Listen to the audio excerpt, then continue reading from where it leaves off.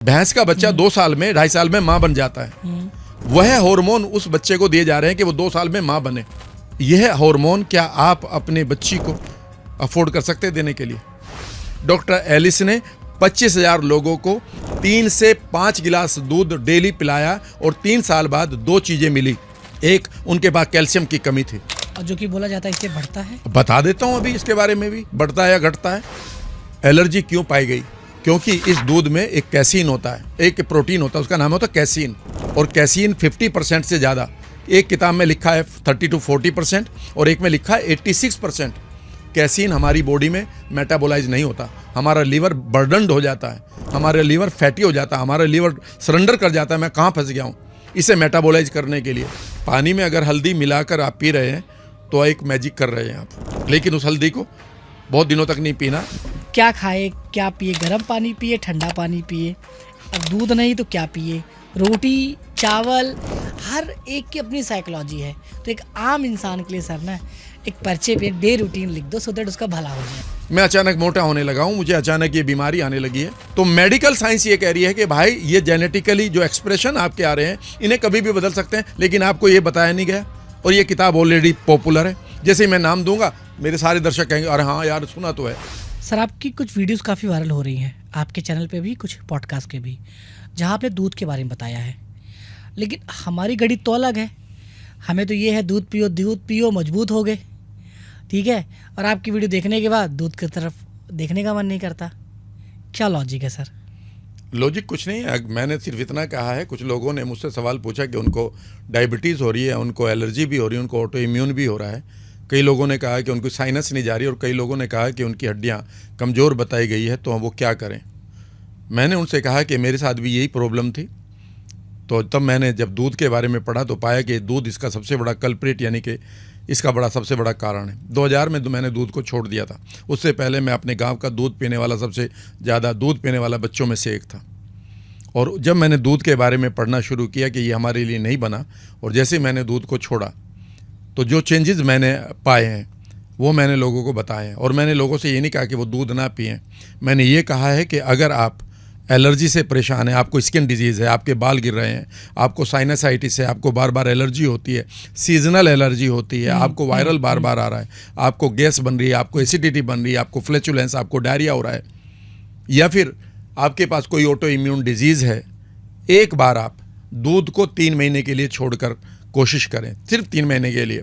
आप 3 महीने बाद फिर पी लें, वो भैंस भी वही है और वो दूध वाला भी वही है और तुम भी वही हो।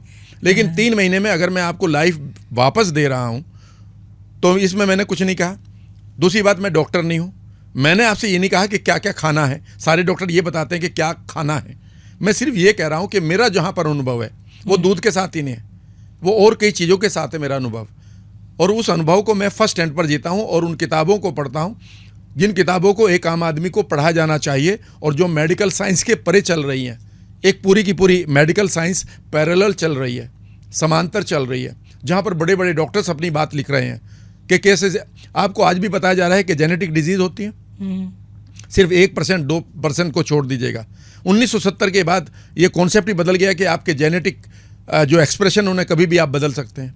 हर थॉट आपके जेनेटिक एक्सप्रेशन को बदलता है, जीन को नहीं बदल रहा। जीन एक वाइट बोर्ड की तरह है, लेकिन उस वाइट बोर्ड पर आप क्या लिखेंगे, उस एक्सप्रेशन को, उस लिखावट को हर बार बदल सकते हो, यस और नो।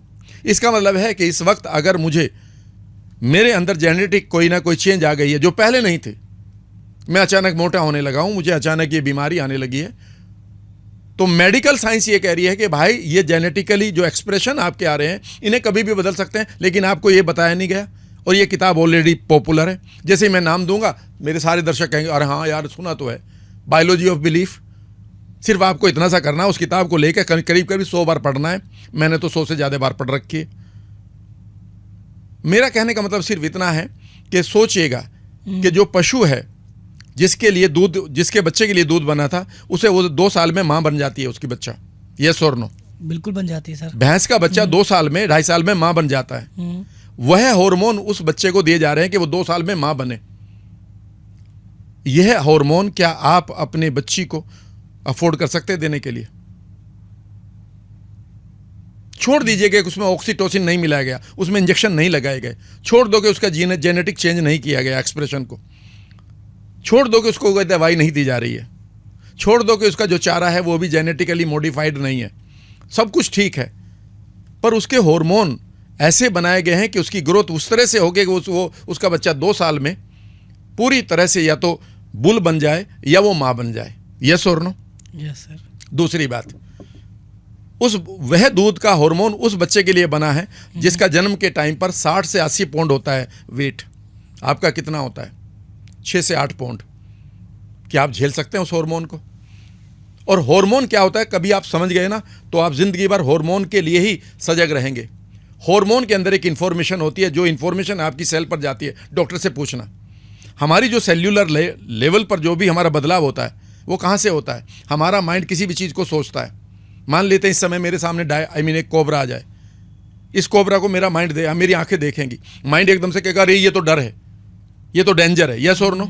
इमीडिएटली ये डेंजर मेरे न्यूरोपेप्टाइड के द्वारा, मेरे नर्वस सिस्टम के द्वारा मेरी ग्लैंड पर जाएगा, और जिसको हम ग्रंथियाँ कहते हैं, जिसको आप एनर्जी चक्रास के नाम से भी आम आदमी सोच सकता है, और वो ग्लैंड्स इमीडिएटली अपना हार्मोन बदल देंगी। अभी वो हार्मोन क्या दे रही थी कि सब कुछ ठीक चल रहा है, तुम अपना काम करते रहो। और ऐसे में आपकी जो सेल है, जानते हैं कितनी तरह की प्रोटीन बनाती है? मैं डॉक्टर जो डिस्पेंजा की किताब पढ़ता हूँ, मेरे पास 5 किताब हैं उसकी जो बड़ी पॉपुलर है, उसमें लिखा है कि 40,000 तरह की प्रोटीन को आपकी सेल्स रेगुलेट करती है या कंट्रोल करती है या उसको उसको मैनेज करती है, और 1 लाख तरह की प्रोटीन वो बनाती है।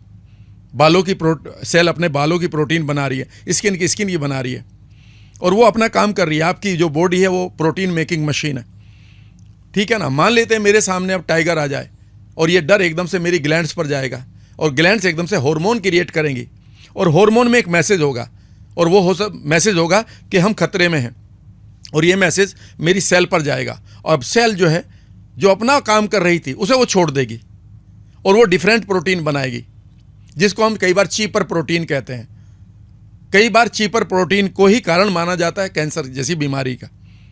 यानी कि जो थॉट यहाँ पर आया है, ग्लैंड्स उसको ज्यों का त्यों सुनती है। ये चीज़ बहुत ज़्यादा छोड़ी हुई है हमारे सभी हीलर्स ने, कि आपका थॉट आपकी ग्लैंड्स को हर टाइम, एवरी टाइम प्रभावित कर रहा है। इस समय अगर मैं कह दूं कि जो आपका मनपसंद खाना है, चाउमीन, बर्गर, खीर, रसगुल्ला, सोचते ही मुंह में पानी आ गया, यानी कि आवाज़ यहाँ पर गई है और ग्लैंड्स ने मुंह में पानी कर दिया। आपके एंजाइम्स निकलने शुरू हो गए पेट में, जबकि यहाँ कोई खाना नहीं है। बार बार मैं कहता हूँ कि सोचिए, अगर किसी के साथ आपकी फैंटेसी आ रही है, सेक्सुअल फैंटेसी, जिसको हम इंटीमेसी के सीन्स कई बार याद करते हैं, तो क्या होता है?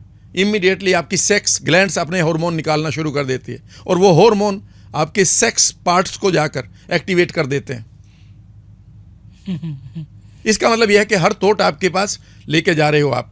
अब खुद सोचिए कि जो हार्मोन को सिंपल मत समझिए, दे आर पोस्टमैन। अगर जो हार्मोन आप ले रहे हैं पशु से, वह क्या आपकी सेल पर अपना मैसेज नहीं छोड़ेगा? छोड़ेगा ना, क्योंकि हार्मोन का तो काम यही है। और अगर वो छोड़ भी रहा है तो आपका सेल्यूलर सिस्टम बदल रहा है, प्लस आपको दूसरे हार्मोनल इम्बैलेंस होंगे, क्योंकि वो हार्मोन आपके ही नहीं, वो तो आपको दिए जा रहे हैं। और ऐसे 50 से ज़्यादा हार्मोन उस पशु में है जो आपके लिए नहीं बने हैं, जो आपकी बॉडी रिलीज नहीं करती है। पहली बात। दूसरी बात, आप कितने दिन में मैच्योर होते हैं? 21 साल में आप मैच्योर होते हैं। आपके भैंसा कितने दिन में मैच्योर होता है? 2 साल में। आपकी उम्र, क्योंकि आप स्लोली मैच्योर हो रहे हैं, तो आप टाइम से पहले ग्रोथ क्यों ले रहे हो? टाइम से पहले क्यों ग्रोथ ले रहे हो? तीसरी बात, ध्यान से सुनिएगा, आपकी उम्र कितनी होती है? 80 साल। भैंसे की उम्र होती है 8 से 11 साल। उसके लिए वो हार्मोन बने हैं, आपके लिए नहीं बने। अगला चीज जो मैंने बता दी तो आप चौंक जाएंगे। वो अगली बात यह है कि डॉक्टर एल्विस इन्होंने डेयरी प्रोडक्ट के ऊपर सबसे ज़्यादा काम किया है अमेरिका में। यह चैप्टर एनर्जी के नाम से है, और किताब का नाम है अनलिमिटेड पावर। 110 बार किताब पढ़ रखी मैंने, वो मिनिमम, वो भी 20 साल पहले। वो NLP बेस्ड थी, जब मैं अपनी बीमारियों को ठीक कर रहा था।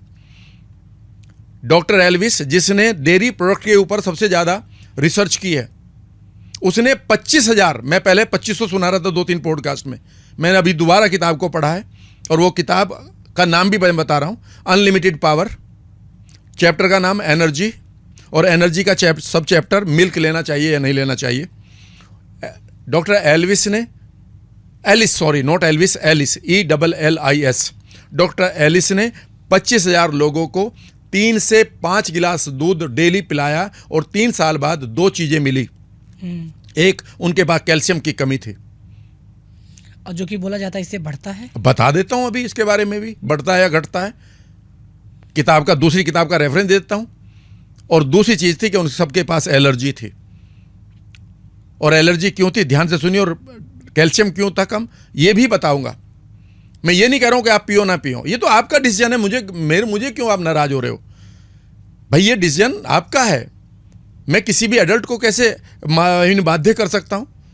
आप मुझे कमेंट अच्छा लिखें ना लिखें, लेकिन जो इन्फॉर्मेशन मैंने पढ़ी मैं उसे आपके सामने फर्स्ट हैंड दे रहा हूं। मैंने ये नहीं कि मैंने किसी रामू से सुनी है, किसी रामलाल से सुनी है ना। और वो किताबें हैं जिनके ऊपर अगर किसी भी किताब के ऊपर देखें तो इतनी किताब बिब्लियोग्राफी होती है, कम से कम 500 किताबों का रेफरेंस पढ़ने के बाद एक किताब छपती है, याद रखिएगा, इंटरनेशनल लेवल पर। अगर जो भी टेक्निकल किताब छपेगी, बिब्लियोग्राफी बाद में होती है कि ये पेज से, ये किस किताब से हमने इस पेज से ये चीज़ उठाई है, और वो पूरा का पूरा रेफरेंस होता है। आगे सुनिएगा, एलर्जी क्यों पाई गई? क्योंकि इस दूध में एक कैसीन होता है, एक प्रोटीन होता है, उसका नाम होता है कैसीन। और कैसीन 50% से ज़्यादा, एक किताब में लिखा है 30 to 40% और एक में लिखा है 86%। कैसीन हमारी बॉडी में मेटाबोलाइज नहीं होता, हमारा लीवर बर्डनड हो जाता है, हमारा लीवर फैटी हो जाता है, हमारा लीवर सरेंडर कर जाता है, मैं कहाँ फंस गया हूँ, इसे मेटाबोलाइज करने के लिए। और वो कैसीन को सिर्फ 14 से 50% तक, 14 से 50% तक सिर्फ और सिर्फ वो मेटाबोलाइज करता है। बाकी कैसीन कहाँ रहती है? आपके ब्लड में। और वो क्या करती है वहाँ पर? आपकी इम्यूनिटी को परेशान करती है। और ऐसे में इम्यूनिटी या तो रिएक्टिव हो जाती है, और रिएक्टिव होगी तो अब आपको एलर्जीज होंगी।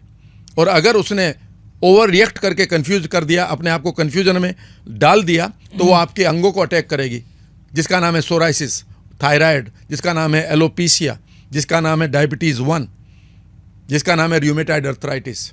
मैं उसका शिकार रहा हूँ। अगले सुनिएगा। और अगर आप ये कहते हैं कि इससे कैल्शियम बढ़ता है, तो मैं दूसरी किताब दे रहा हूँ सभी दर्शकों को। किताब का नाम है व्हीट बेली। व्हीट माने गेहूँ, बेली मतलब पेट। इसको रख दें सर? जी जरूर रखिएगा, क्योंकि इसके बाद आप पी नहीं पाएंगे। अभी तक पीना हो तो पी लो। अच्छा, इसमें लोग हल्दी डाल के भी पीते हैं। चलो हल्दी के बारे में बता दूंगा। हल्दी को तो आप वैसे जरूर लेते रही हैं। अच्छा, मतलब रात को मम्मी के कहती है हल्दी दूध, वो क्यों लेते हैं मैं भी इसका कारण बता दूंगा। मेरे पास ही किताब रखी है, पेज नंबर 102 पढ़वाऊंगा, इसे नीचे रख दीजिएगा। रख दें सर, चलिए। अच्छा, ये चाय में हो या पनीर हो या दूध हो, नुकसान है, सब है। मिल्क है और मिल्क का प्रोडक्ट है, कोई भी है, इवन अच्छा। फर्मेंटेड भी अलाउड नहीं है। पेज नंबर 102 पढ़ लीजिएगा, व्हीट वैली का, सॉरी ये 192। तो क्या किडनी भी इससे इफेक्ट हो रही है, जो किडनी फेल होने लोगों के? या पहले मैं कैल्शियम के बारे में बता देता हूँ कि कैल्शियम क्यों कम मिलता है। हमारी बॉडी का पीएच लेवल 7.4 होना चाहिए। ठीक है। अगर वो कम होता है तो बॉडी के अंदर एक स्ट्रेस आनी शुरू हो जाती है, क्योंकि एसिडिक मीडियम के लिए वो नहीं बनी। ठीक है सर। और 7.4 पर वो अपने आप को हमेशा रखना चाहती है। ठीक है सर। अगर आप मिल्क और मिल्क प्रोडक्ट ले रहे हैं तो व्हीट बेली नाम की किताब को 194 पेज पर जाइए, 192, 93, 94 पर।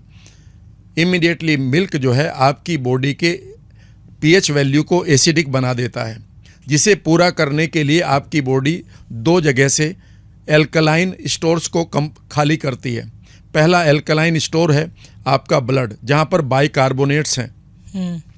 वहाँ पर वो इमीडिएटली ले लेता है कि भाई चलो अभी हमारे पास एसिडिक मीडियम है, तो हम इमीडिएटली एल्कलाइन कर देते हैं। आपको पता है कि एसिडिक मीडियम में सारे बैक्टीरिया पैदा होते हैं, इसलिए बॉडी आपकी एल्कलाइन रहना चाहती है, पर आप खाकर उसे ख़राब करते ही करते हैं। एल्कलाइन आजकल पानी भी आ रहा है, एल्कलाइन वाले पानी, उसका मुझे नहीं मालूम है, न मैं उसको बेचता हूँ, न मैं उसके बारे में बात करूँगा। ठीक है। मैं कोई ऐसी बात ही नहीं करूँगा तुम्हें ये खाना है, तुम्हें ये नहीं पीना। मैं ये कह रहा हूँ कुछ चीज़ों को छोड़कर देखो। दूसरी बात, अगर आपका पीएच वैल्यू 0.5 तक पहुंच जाए ना एसिडिक होते होते, तो आप बच ही नहीं सकते। ये किताब पढ़कर तो देखो, एक पूरा वर्ल्ड है जो पैरेलल चल रहा है, जो हमें सही इंफॉर्मेशन देने की कोशिश कर रहा है। ये वही डॉक्टर्स हैं जो प्रैक्टिस कर चुके हैं 30-30 साल, ठीक है ना। अब ध्यान से सुनिएगा, एक समय के बाद जब आप बार बार अपने एसिडिक मीडियम को बढ़ाते जा रहे हैं और पीएच वैल्यू को नीचे करते जा रहे हैं, तो अब आपकी बॉडी के पास एक दूसरा सोर्स है जहाँ से वो कैल्शियम निकालती है एल्कलाइन रहने के लिए। पता है वो क्या है? आपकी हड्डियाँ। वहाँ से वो दो तरह से कैल्शियम निकालती है, कैल्शियम कार्बोनेट और कैल्शियम फॉस्फेट। और एक समय के बाद आप कमज़ोर होने लगते हैं हड्डियों के रूप में, जिसका नाम है ओस्टोपीनिया। ये नहीं बताया गया अब तक। अगर आप स्ट्रेसफुल हैं और अगर आप गलत खाना खा रहे हैं तो 90% लोगों को ओस्टोपीनिया हो चुका है। ये क्या सर ओस्टोपीनिया? ओस्टोपीनिया का मतलब है ओस्टोपोरोसिस से पहले, यानी कि उनकी हड्डियां कमज़ोर होनी शुरू हो गई। उसमें से कैल्शियम नाम का जो मिनरल था वो निकलना बंद शुरू हो चुका है। इसे हम डीमिनरलाइजेशन कहते हैं। सिम्टम्स क्या है इसके? सिम्टम्स इसके यही तो गड़बड़ है। बहुत दिनों तक आपकी हड्डियों का कोई सिम्टम आपको पता नहीं चलेगा जब तक कि आपके घुटने खराब नहीं होंगे, और जिसको ऑस्टियोआर्थराइटिस कहते हैं। इसीलिए बहुत लोगों को ये डिले होता रहेगा। जब वो घुटने खराब हो जाते हैं और ऑस्टियोआर्थराइटिस होती है, फिर पेन जो होता है, चल नहीं सकते, फिर कहते हैं जी लोहे स्टील के अब ट्रांसप्लांट कराने पड़ेंगे, हिप चेंज करवाने पड़ेंगे और नी चेंज करवाने पड़ेंगे। तब तक बहुत देर हो चुकी है, अब उसका कोई इलाज नहीं है। इसलिए आप अपने बच्चों की हड्डियों को बचाएं। उनका हर टाइम जो एसिडिक मीडियम है वो बढ़ता जा रहा है, पीएच वैल्यू कम होता जा रहा है। बाप रे। इसलिए मैं जो मैं चीज़ें दे रहा हूँ उसका मैं ऑथेंटिकेशन कर रहा हूँ, पेज नंबर बता रहा हूँ ना। डॉक्टर विलियम डेविस की किताब है। 30 सालों की प्रैक्टिस के बाद उनके पास एक आदमी आता है, वो कहता है जी मैं 26 साल का हूँ और मैं खड़ा नहीं हो पा रहा हूँ, मेरी पूरी बॉडी में दर्द है। डॉक्टर ने कहा है कि मुझे रूमेटाइड अर्थराइटिस हो गई है, मैं खड़ा नहीं हो पाऊँगा। उसने कहा तो फिर एक काम करके देख लो, ऐसी चीज़ों को हटा लो जो आपके अंदर एसिड बना रही है। उन्होंने कहा ये मेरे डॉक्टर से बाकी ने क्यों नहीं बताया? कि मैं भी यही कह रहा हूँ, करके देख लो, अगर काम होता है तो ठीक है। और उन्होंने सिर्फ 2-3 चीज़ें हटवाई उनके खाने से, ठीक है ना। पेज नंबर 194, किताब का नाम व्हीट बेली, जिस पर ये दूध के बारे में भी लिखा है, मीट के बारे में भी लिखा है, ठीक है ना। और उस 3 महीने के बाद वो लड़का व्हील चेयर पर नहीं था, वो उसके क्लिनिक में ऐसे ही आया और वो कह रहा था हम ओके नाउ, ठीक है ना। इसलिए मैंने ये कहा था अपने पॉडकास्ट में, और मैं एक आदमी को समझा रहा था जिसने मुझे कहा, उनका नाम अभिषेक है। उन्होंने कहा कि सर मुझे ये हो रहा है और मैं दूध बहुत पीता हूँ। तो मैंने कहा कि 2-3 चीज़ें और छोड़ो, वो अलग की बात है, उसमें पॉडकास्ट उतना नहीं आ रहा था वो उस रील में। मैंने कहा कि आप मिल्क छोड़कर देख लो 90 दिन के लिए। मैंने कहा 90 दिन बाद पी लेना, तुम भी यहीं हो, दूधिया भी यहीं है, दूध देने वाला पशु भी यहीं है, ठीक है ना। लेकिन 90 दिन के लिए आप ना तो दूध पिएंगे, ना आप छाछ पिएंगे, ना आप उसकी कढ़ी खाएंगे छाछ की, ना ही आप पनीर खाएंगे, और चीज़ तो बिल्कुल भी नहीं खाएंगे, और पनीर टिक्का तो आपके 1 मील दूर रहेगा।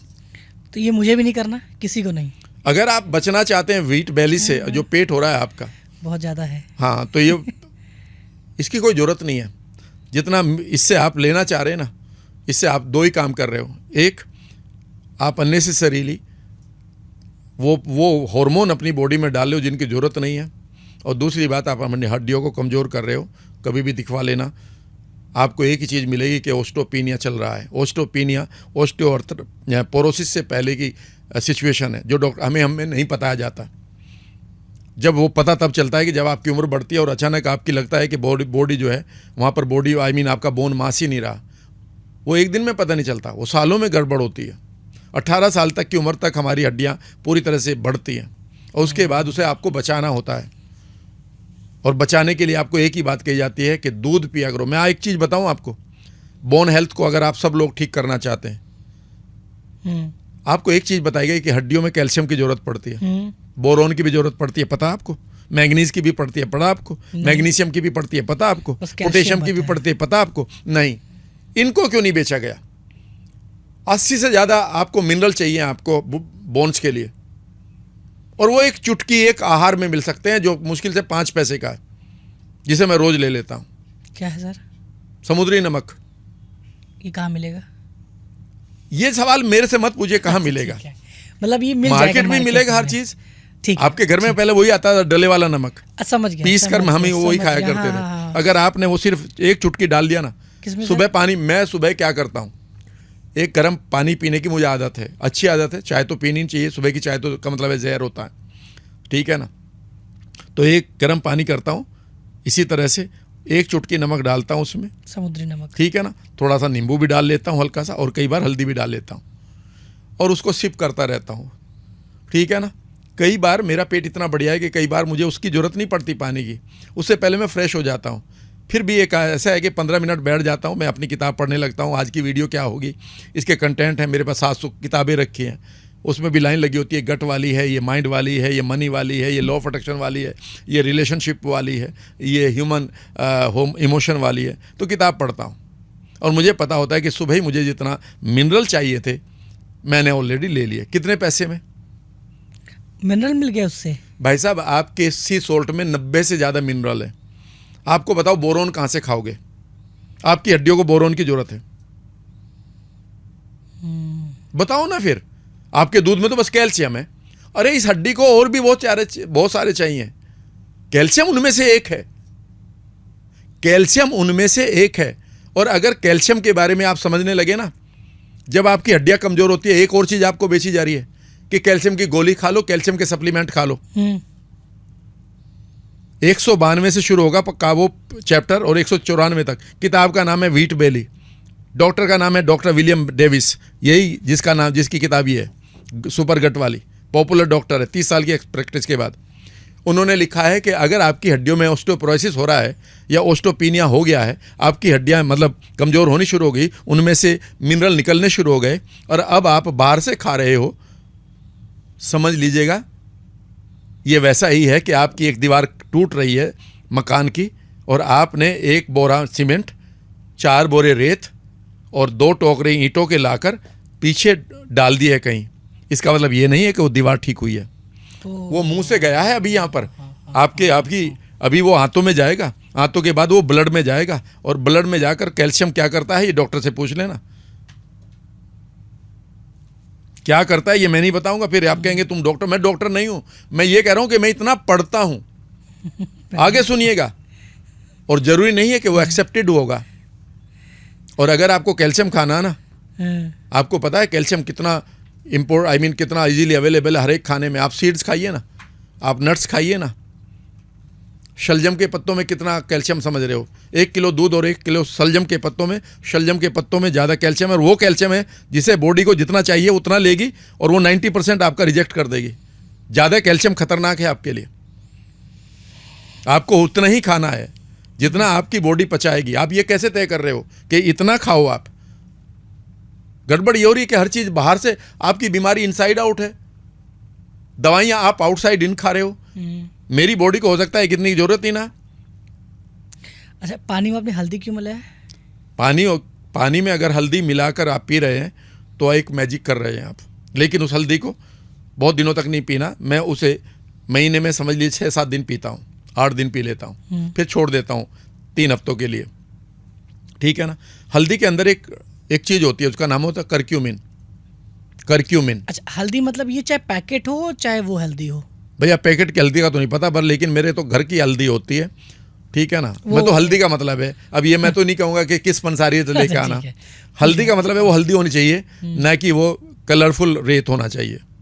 ये मुझे नहीं मालूम। कोई एक ब्रांड बता दीजिए कि जो... नहीं, मैं कोई ब्रांड नहीं बेचता हूँ, नहीं मुझे कोई लालच है, मैं उस तरह का इन्फ्लुएंसर नहीं हूँ। पता कैसे करें ये भी मुझे नहीं मालूम है। मुझे तो इतना पता है, मैं अपने गाँव जाता हूँ और हल्दी थोड़ी सी बो रखी है बड़े भाई ने, वहाँ से मुझे भी 1 किलो मिल जाती है। और ये रहा पेज नंबर 102, किताब का नाम ये रहा, सुपर गट। और अगर आप हल्दी को खा रहे हैं तो ये कई बार आपकी माता जी, मेरी माता जी, हमारे दादाजी ये की बात कहते हैं, बॉडी में दर्द हो रहा, हल्दी ले ले, हाँ चोट लग गया, मुंह हल्दी ले ले, हल्दी ले ले। पता है इसका रीजन क्या है? आप चौंक जाएंगे। हल्दी के बारे में एक इन्फॉर्मेशन को आप मुझे बता दें। कमाल की बात है कि हल्दी के अंदर एक पदार्थ होता है, उसका नाम है करक्यूमिन। CURCUMIN, जो क्रीम वगैरह में भी यूज नहीं करक्यूमिन। अच्छा ठीक है, क्रीम वगैरह नहीं, मैं सिर्फ हल्दी की बात कर रहा हूँ, क्योंकि मैं क्रीम लगाता ही ना, मैं साबुन लगाता हूँ, इस जहर से बचा हुआ हूँ। इसकी भी कहानी है। कहानी क्या होती है?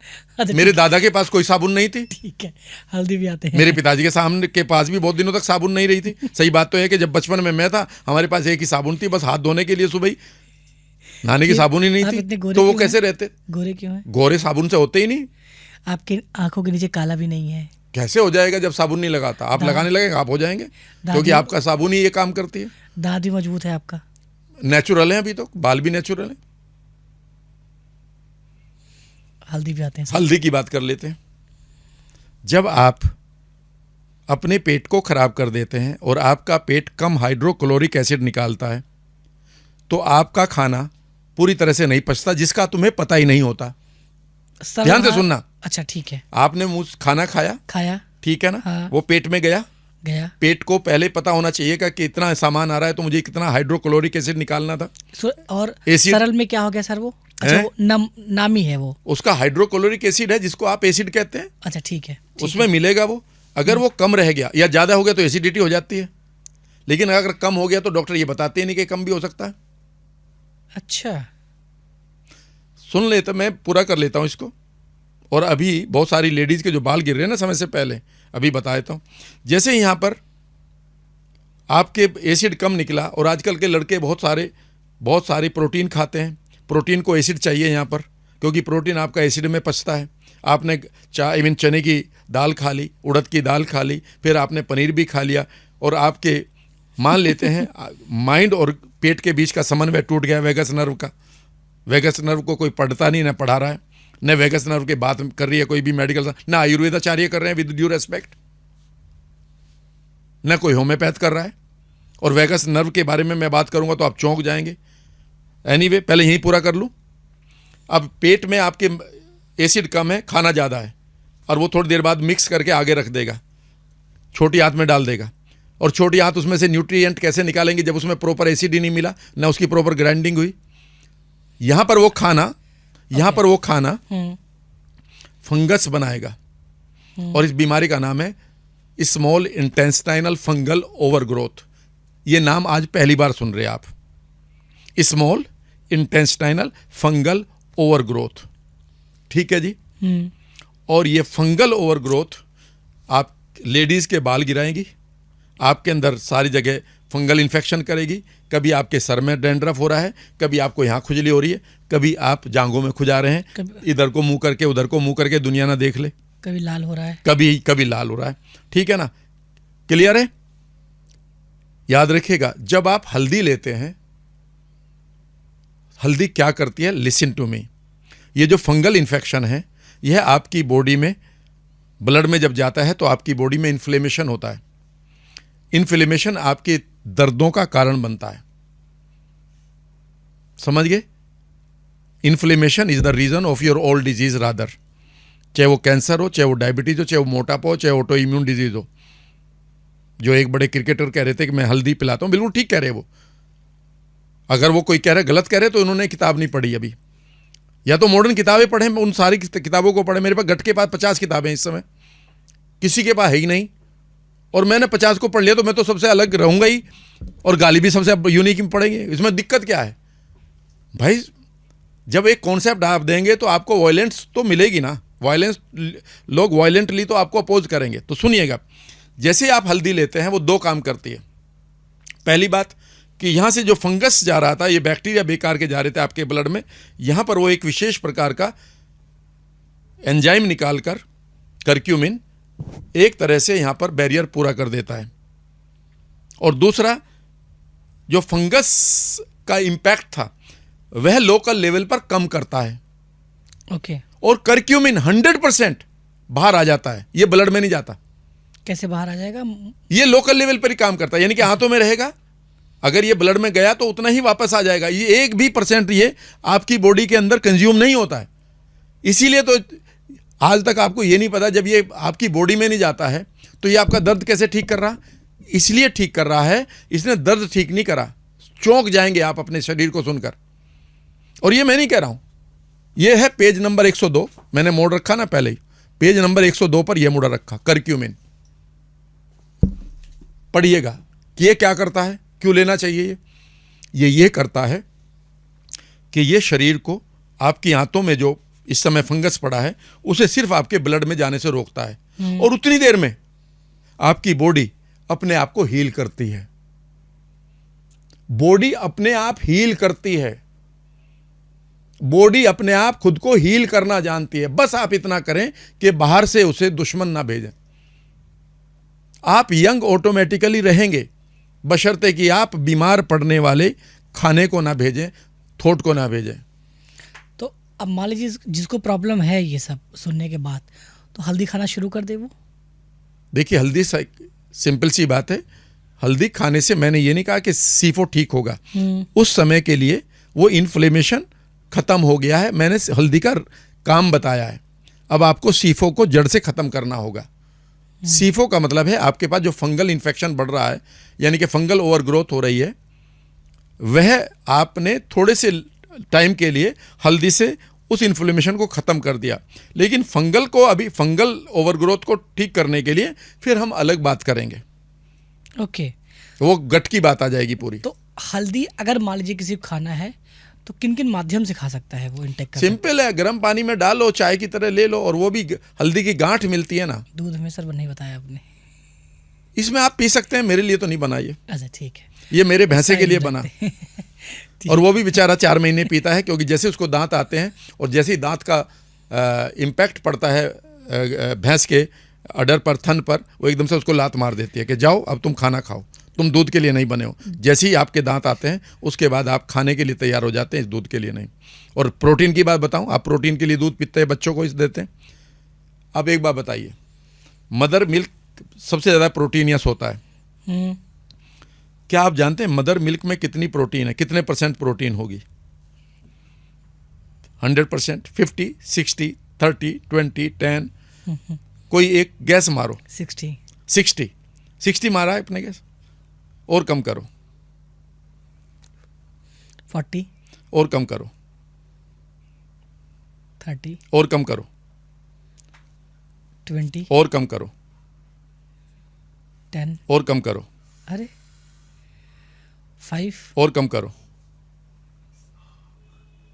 3, एग्जैक्टली 2.86% सिर्फ प्रोटीन होता है मदर मिल्क में, जिससे बच्चा अपने आप ग्रो करता है।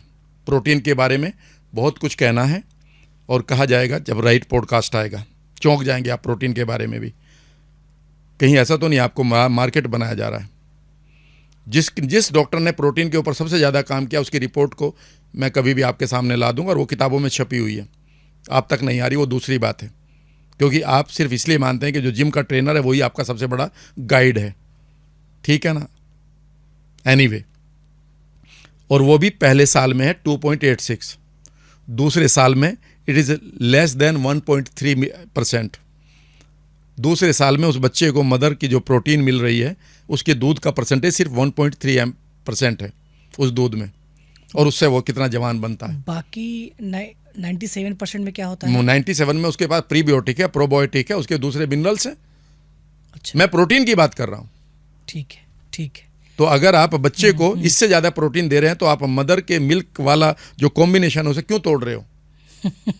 मतलब क्या करना चाहते हो उसको? आप पहले दिन ही उसको मैराथन दौड़ाना चाहते हो?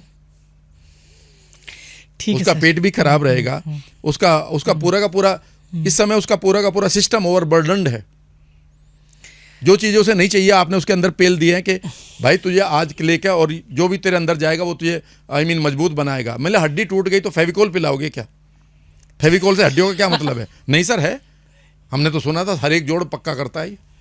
तो फिर टूटे हुए को जोड़ता है तो फेविकोल। कुछ सोचो कि हड्डियों की आपकी, अरे आपकी इंटेस्टाइन में जो आपसे जो सप्लीमेंट दे रहे हो कैल्शियम के, कभी पढ़ के तो देखो। और ये मैं नहीं कह रहा हूँ, ये डॉक्टर्स के लिखे हुए हैं, और एक एक किताब को लिखने में इन्होंने कई किताबें, रिसर्च पेपर पढ़ने पड़ते हैं इनको। यहाँ हमारी तरह नहीं कि कुछ भी एक मोटिवेशनल किताब लिख दी 21 नियम लीडरशिप के। ओके। तो इतने टेक्निकल डिस्कशन सर हुए। अब बताइए, बेचारा हम जैसे गरीब आदमी, जो पेट भी है, गैस की समस्या है, अपना क्या नाश्ता ले, क्या खाए, क्या पिए, मतलब इतना कंफ्यूज है आज तक इंसान। क्या खाए, क्या पिए, गर्म पानी पिए, ठंडा पानी पिए, अब दूध नहीं तो क्या पिए, रोटी चावल, हर एक की अपनी साइकोलॉजी है। तो एक आम इंसान के लिए सर ना, एक पर्चे पे डे रूटीन लिख दो, सो दैट उसका भला हो जाए। भाई साहब, एक फिर वही गलती कर रहे हो। मेरी और आपकी लकीर एक है कि अलग अलग है? अलग अलग है। मेरी और आपकी परवरिश अलग है कि एक है? अलग अलग। हमारे आई मीन मैं अलग एरिया से रहता हूँ, आपके अलग, आपके खाने के अलग रूल थे, मेरे अलग रूल थे, मेरे सोच अलग है, आपकी अलग है, मेरे जेनेटिक एक्सप्रेशन अलग है, आपके अलग है, यस और नो? मेरी और आपकी डाइट कैसे एक हो सकती है? और कोई डाइटिशियन इसे कैसे तय कर सकता है? वंस अगेन ए मार्केट। अरे भाई, अगर तुम्हें अपनी डाइट को तय करना हो तो अपनी बॉडी से पूछो, मेडिटेट करो। कैसे? 2 तरीका है मेडिकल, मैं आपको एनएलपी की टेक्निक बताता हूं। अब 2 और 2 4 सीखने में बड़ी मेहनत लगती है बनस्पति वर्सेस कि आप अपने आप को पतले कर ले। अपने आप को पतला करना बहुत आसान है, और 2 और 2 4 जोड़ना मुझे ये मुश्किल लगता है इन दोनों में। सर बताइए। पहली तो बात, आप डाइटिशियन की डाइट नहीं लेंगे। नहीं लूंगा। क्योंकि डाइटिशियन तुम्हारी बॉडी के बारे में क्या जानती है? वो अपनी डाइट के बारे में जानती है। वो भी अपने बारे में क्या जानता है अगर सही कोच है? सही बात तो है, वो भी अपने बारे में, वो भी उस डाइट के बारे में नहीं क्यों जानता, वो भी जिसको उसको जो पढ़ाया गया है और क्या क्या बेचा जाएगा वो उसके बारे में जानता है। ठीक है। उसे ये बता दिया कि पर किलोग्राम इतनी प्रोटीन देनी है आपको, उसको भाई उसे जरूरत है नहीं है। ठीक है।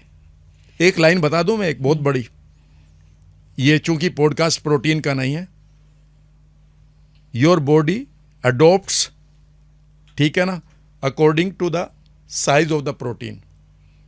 अच्छा। आपकी बॉडी जिस तरह से हमें गलत पढ़ाया जा रहा है कि मोटापा कैलोरी की प्रॉब्लम है, कैलोरी से कोई लेना देना नहीं। आपकी जो मोटापा है इन्फ्लेमेशन और हार्मोनल डिजीज है, ये आपके हार्मोन खराब हो गए हैं, कैलोरी का लेना देना नहीं। मेरे गांव में चलो, आपसे ज्यादा कैलोरी वाले लोग मिलेंगे, ठीक है ना, कुछ नहीं उनका बिगड़ रहा। तो ये हार्मोनल डिजीज है। हम मोटापे पे अलग पॉडकास्ट करेंगे, पहले मैं उस पर आ जाता हूं, नहीं तो वो सवाल छूट जाएगा। अभी एनएलपी वाला बता रहे थे कि 2 हाँ एनएलपी कर देते। तो पहला काम है कि आप जब भी एनएलपी करें तो अपने माइंड और बॉडी से पूछें। आपकी माइंड और बॉडी एक बहुत अच्छी ट्रांसडक्शन मशीन है। ट्रांसडक्शन का मतलब होता है कि आपकी वेव आती है और टीवी उसमें विजुअल दिखा देता है। वहाँ विजुअल नहीं आ रहे थे, वो विजुअल की वेव थी। उसी तरह से आपकी फीलिंग बता देती है ये आदमी बढ़िया है कि खराब है, कई बार, ठीक है ना। आपकी फीलिंग बताते हैं यार यहाँ अच्छा नहीं लग रहा मुझे, यार इस आदमी के साथ बहुत अच्छा लग रहा है। आप कभी एक काम करिएगा, खाना खाइएगा आज रात को, और सिखा रहे हैं आप? अब मैं सिखा रहा हूँ, खाना खाइएगा, जो भी खाना आपने खाया है, ठीक है। और खाना खाने के बाद करीब 20-25 मिनट के बाद शांत बैठिएगा, आंखें बंद करके, ठीक है, और पूरी बॉडी को ऑब्जर्व करिएगा, और अपने पेट पर धीरे से अटेंशन को ले जाएं, और अब एकदम से देखें कि आपको क्या फील आ रहा है, ठीक है ना। सिर्फ फील देखिएगा, कहीं जल सी रहा है, कहीं ऐसा लग रहा है यहाँ कुछ ऊपर को आ रहा है, ऐसा लग रहा है यहाँ पर कुछ बोझ सा आ गया, यहाँ पर कुछ गर्म सा हो रहा है, ऐसा लग रहा है यहाँ पर कुछ चुभ सी रहा, ठीक है ना। कुछ ना करें, इस फील को करते रहें, एंड सडनली आप देखेंगे कि आपको अब खाना याद आएगा। इसमें मैंने ये रसगुल्ला बेकार का खाया, यार ये नहीं खाना चाहिए था। विजुअल आएगा आपको, आपकी बॉडी इस फीलिंग को विजुअल में ट्रांसडक्शन देगी। जो आप बच्चे कई बार आंख बंद करके पढ़ते हैं ना, वो उसे हम ट्रांसडक्शन कहते हैं। फीलिंग को यहाँ पर विजुअल क्रिएट हो जाएगा। आप अपनी बॉडी को सुनते ही नहीं कभी, सिर्फ और सिर्फ लोगों को सुनते हैं। ये खाया करो, क्यों खाया करूं भाई? ये मैं तुझसे पूछूंगा कि अपनी बॉडी से पूछूंगा? आगे सुनो। और इससे भी बढ़िया करना चाहते हो, कुछ ना करें, जो भी आपका बेसिक खाना है, जो आप जिसकी वजह से आप मोटे हो रहे हो, आज रात को आराम से बैठ जाओ। खाने से पहले देखो ये खाना जो मुझे मिलेगा, आप सुबह मिलेगा, पराठे मिलेंगे, उसमें ऊपर मक्खन भी मिलेगा, पता नहीं वो मक्खन है या क्या है, ये तो इसके बारे में कल अलग बात होगी। और उसको देख लेना कि ये मैं खाऊंगा, और खाने के बाद आप देखना कि आपकी फीलिंग क्या आएगी, और पेट आपको बता देगा नहीं भाई साहब आधा ले लेना बस। कभी कभी बताता है, कभी भी किसी भी खाने को देखकर 2 मिनट में बता देंगे। पूरा खाना देख लो, और उसके साथ वो भी ये भी कह देगा इसे रिप्लेस कर दो, यहाँ पर आधा एप्पल ले लो, इसे रिप्लेस कर दो, यहाँ पर आधी मौसम्बी खा लो। एक बार मान तो लें, लेकिन गड़बड़ ये है कि आप अंधेरे में जाकर बॉलीवुड के हीरो के साथ बैठ जाएंगे अंधेरे में, लेकिन कभी अपने साथ नहीं बैठते। आप अपनी बॉडी के साथ नहीं बैठते। आप अपनी बॉडी की सुना करें। आपकी बॉडी की आप अपनी बॉडी को सुनने लगे ना, तो आपका लॉ ऑफ अट्रैक्शन स्ट्रांग हो जाएगा, क्योंकि 60 ट्रिलियन सेल्स यहीं पर हैं। आपके 20 लाख जीन्स आपके गट में है और 20,000 आपकी बॉडी में है। ये सब आपसे कुछ कहना चाहती हैं, ठीक है ना। पहली बात, आप इस तरह से अपने वजन को घटा सकते हैं। जो बॉडी मांग रही है वो दीजिएगा, वो नहीं जो तुम्हें डाइटिशियन लिखेगा। अब मुझे डाइटिशियन की भी गाली पड़ने वाली है। वैसे सर क्या खाना चाहिए मुझे सुबह? मैं आपको बता रहा हूँ, सुबह जो मैं खाता हूँ, मैं गर्म पानी लेता हूँ सुबह।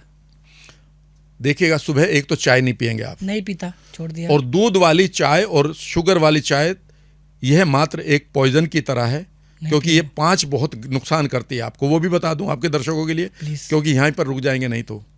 पहली बात, रात को आपकी जो आते हैं वो एक स्पेशल वेव चलाती हैं, 90 मिनट में एक वेव पूरी होती है, इसमें मिरेकल वेव कहता हूँ मैं तो मेडिकल साइंस में। जब आपका पेट खाली हो जाता है खाने के बाद, तो वो अपने आप को बंद कर देती हैं ऐसे, और पिचका पिचका कर आगे तक वो धकेलती है उसी को जिसका नाम सीफोथा, फंगल इन्फेक्शन।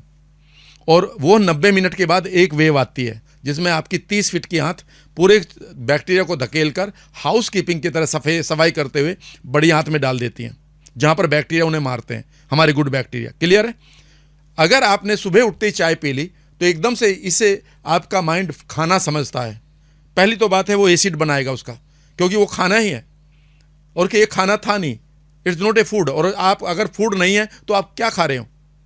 अगर आप खाने के लिए तो बने ना, तो फिर चाय तो खाना नहीं है, पर उसे आप खाने की तरह ले लिया आपकी बॉडी ने, और एकदम से आपकी माइंड कंफ्यूज हो गया, पेट कंफ्यूज हो गया और एसिड बना दिया, और अब एकदम से वो जो वेव चल रही थी वो टक से बंद कर दिया आपने। पहला नुकसान। दूसरा नुकसान, रात भर जब आप फास्टिंग करते हैं, 20 साल की उम्र में हमारा एक हार्मोन खत्म बंद हो जाता है करीब करीब, जिसे पूरी जिंदगी हमें जरूरत पड़ती है, उसका नाम है ह्यूमन ग्रोथ हार्मोन। और पूरी उम्र उसे बचाने के लिए, हम बढ़ाने के लिए मेहनत करते हैं कि बुढ़ापा ना आए। पता है वो कब बनता है? जब आप फास्टिंग करते हैं। अब आपको सुबह 6 बजे आपने चाय पी ली, क्यों पी रहे हो? ये खाना नहीं आपका, कुछ नहीं, तो इसे एक्सटेंड होने दो ना। अब ये 10-11 बजे तक आप कुछ नहीं खा रहे हैं, तो अब आपकी फास्टिंग कंटिन्यू चल रही है, और आपका ह्यूमन ग्रोथ हार्मोन बनने से जो रोक रहे थे चाय पीकर, वो आप ना रोकें। तीसरी बात, आप कहते हैं कि चाय से पेट साफ होता है। चाय से पेट साफ होने का कोई रिलेशन नहीं है।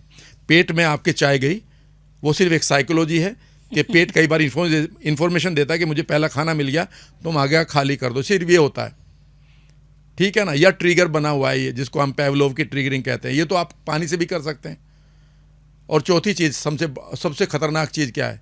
जो आपके पेट में, छोटी आंत में जो बैड बैक्टीरिया हैं, उन्हें खाने के लिए पता है क्या चाहिए? उन्हें जिंदा रहने के लिए जो रात भर सफाई कर रही थी आपकी आंत, उन्हें भगा रही थी, अगर वहाँ पर थोड़े से बच गए तो आपने एकदम से शुगर दे दी, एकदम से ओपन अप जाएंगे, वो कहेंगे वेरी गुड, क्योंकि उनका खाना सिर्फ शुगर है, तो शुगर की चाय नहीं लेनी है। समझ गए सर मेरी बात? इसलिए सुबह की चाय बिल्कुल एक जहर की तरह काम करती है, और ये फूड नहीं है आपके लिए। जब फूड नहीं है तो खा क्यों रहे हो? सिर्फ अपने बॉडी को एसिडिक मीडियम देने के लिए, जिससे फिर आपकी हड्डियां इससे वो एल्कलाइन लेगा। तो अब सुबह क्या लेते हैं? गर्म पानी।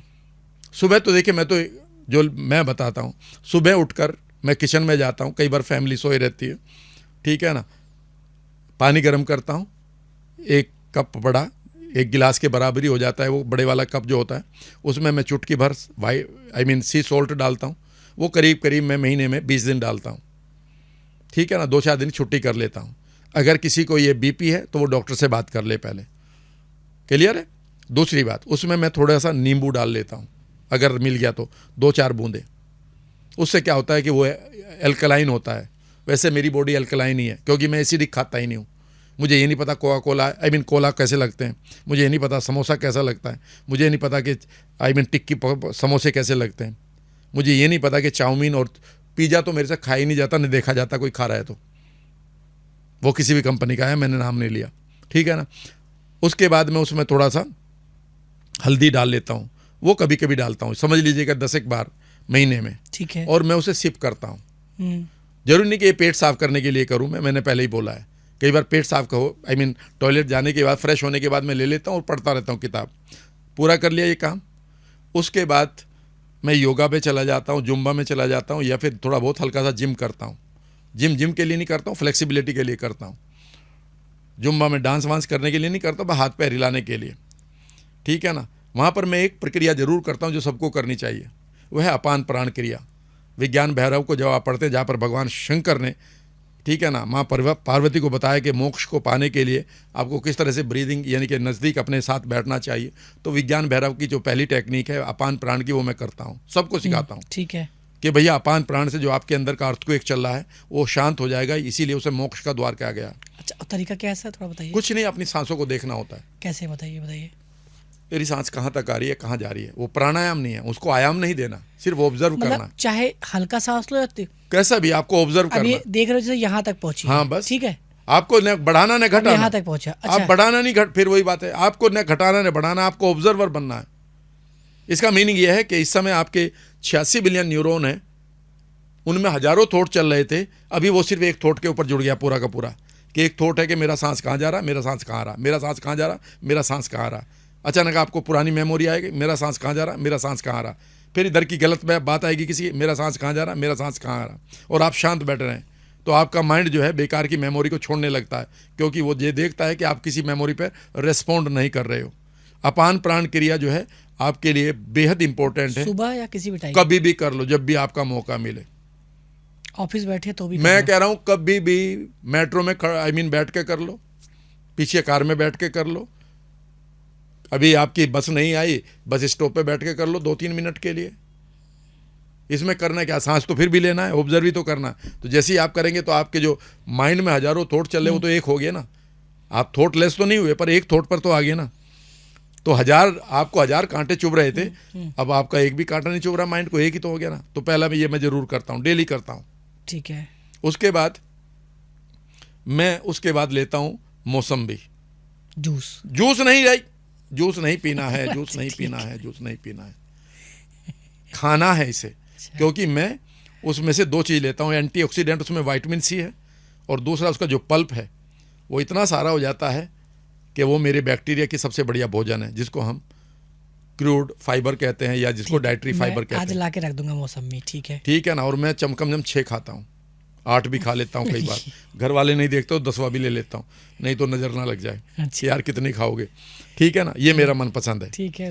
उसके बाद मैं एक ऐसा नाश्ता करता हूँ जो मेरे लिए और सबके लिए फ्री में बनता है, और कोई भी आदमी चाहे वो ये नहीं कह सकता सर मैं गरीब हूँ मैं क्या खाऊं। मौसम्बी पे वो कह सकता है मत खाओ मौसम्बी, जो भी आपका फ्रूट है वो खा ले, जो भी आपके लिए अफोर्डेबल है। नहीं भी खाएंगे तो जो भी चलेगा। लेकिन उसके बाद मैं एक ऐसी चीज़ खाता हूँ जहाँ पर मैं ये कह सकता हूँ कि ये डिवाइन फूड है, और उसे मैं खूब खा लूँ ना, जितना भी खा लूँ उतना ही बढ़िया। क्या सर? ठीक है, वो है मेरी कांजी। कांजी का मतलब है, मैं 2 तरह से कांजी बनती है, लेकिन एक कांजी को मैं सबके लिए अब कहने लगा हूँ, वो है राइस कांजी। ओके। आप दोपहर में आप चावल खाते हैं, कई बार 1 कटोरी चावल बच जाते हैं, ठीक है ना। वो जो चावल बचे हैं उनमें कुछ ना करें, एक बाउल में लेके, कटोरे में लेके, उसमें पानी डाल दें और ढक दें। ढक दिया। दोपहर के चावल को सुबह, दोपहर सुबह कहाँ है, दोपहर का मतलब दोपहर 2 बजे के करीब जो चावल आपसे बचे हैं घर में, वो बाउल में डाला और उसमें पानी रख के ढक दिया। Is that right? यहाँ तक कुछ नहीं करना। अगले दिन सुबह 10-11 बजे आप कुछ ना करें, उसे ग्राइंडर में, मिक्सर में पीस लें, उस पेस्ट को, थोड़ा सा और पानी डाल लें, ठीक है जी। और उसमें थोड़ा काला नमक डालें टेस्ट के लिए, या सी सॉल्ट डालें टेस्ट के लिए, थोड़ा सा काली मिर्च भी डाल लें टेस्ट के लिए पाउडर, और थोड़ा तड़का भी लगा लें। करी पत्ता हो तो ठीक है, नहीं तो जीरा सबके घर में होता ही है, जीरा भुना उसमें मिला दिया और उसे खाइए। पता है ये कितना कीमती है, इसकी कीमत आप कभी चुका नहीं सकते। इसमें वो बैक्टीरिया डेवलप हो गए जो आपके गट के लिए ज़रूरी हैं। और बताऊं ये कहाँ से मिला मुझे? मैंने एक चाइनीज़ बुक खरीदी है, चाइनीज़ राइटर की, जिसने सैकड़ों साल जीने की कला सिखाई है। उसने कहा कि गट को ठीक कर लें, और उसने कहा और इसके लिए आशीर्वादित हैं भारतीय लोग जिनके घर में ये कांजी बनती थी, और हम इसे भूल गए हैं। कृपया ब्रेड मत खाइए सुबह, और ग्लूटेन फ्री भी अगर लिखा हुआ है तो बात नहीं बनेगी। ग्लूटेन फ्री खाइए जरूर, पर वो ग्लूटेन फ्री ना खाइए जिस पर लिखा हुआ है। मेरी बात समझने के लिए इतना सा करना है, आप 4 चम्मच खा लें, उसको 8 चम्मच खा लें, 10 चम्मच खा लें, जितना ज़्यादा खा रहे हैं बैक्टीरिया उतना ही बढ़िया हो रहे हैं। और उसके बाद आप 2:30 बजे खाना खा लें, 1 रोटी 2 रोटी, कई बार ज़रूरत भी नहीं पड़ेगी। और याद रखिएगा, इस समय जो आपके गट के बैक्टीरिया हैं वो पूरी तरह से वही हैं जो आपको चाहिए थे, वो आपकी कॉलोनी को बसा रहे हैं। ये गट के जो खूबसूरत बैक्टीरिया हैं जो कांजी से गए हैं, ये आपके सीफो को और सीबो को मारते हैं, जो बेकार का फंगस है और बेकार के बैक्टीरिया हैं। ये आपके पेट को ठीक करते हैं, ये आपके मोटापे को घटाते हैं। आपका मोटापा याद रखिएगा, आप कितने, मैं कई लोगों को जानता हूँ जिम में, वो कहते सर आपकी वीडियो बहुत बढ़िया है, अरे सर आप तो स्लिम ट्रिम हो, और वो लगे पड़े हैं। मैं करीब उससे मैं 2.5 साल से जा रहा हूँ, 2.5 साल हो गए, मतलब जून में 2 साल हो गए और 2.5 साल अब तक हो गए। मैं कई लोगों को जानता हूँ और मैं मुस्कुराता रहता हूँ।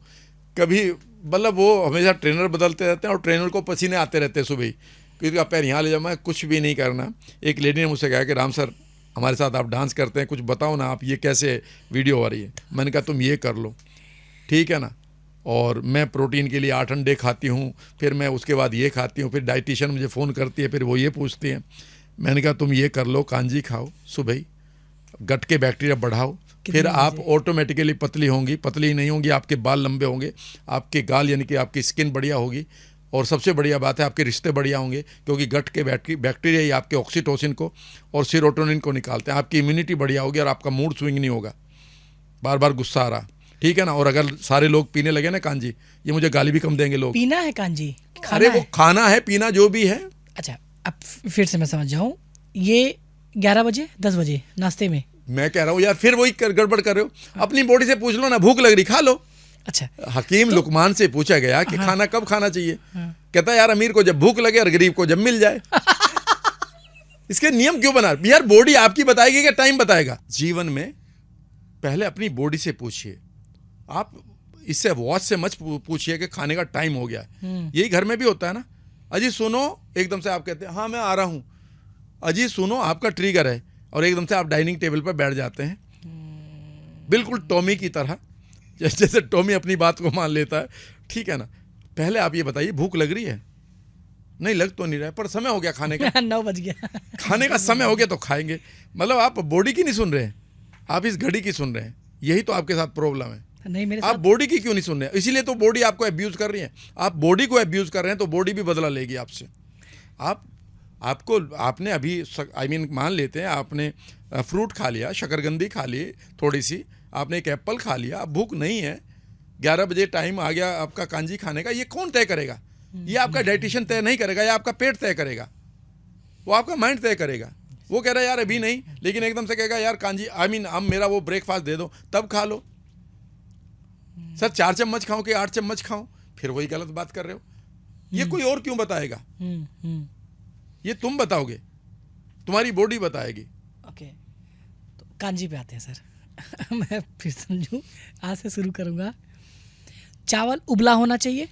अरे यार खाने के बाद जो चावल बच जाते हैं उबले वही तो है। तो सर खाने के बाद, अब रात को खाने के बाद वाले चावल की बात कर रहे हैं, दोपहर वाले को कर लो। अच्छा दोपहर, क्योंकि जब लंबे समय तक रहेगा तो बढ़िया।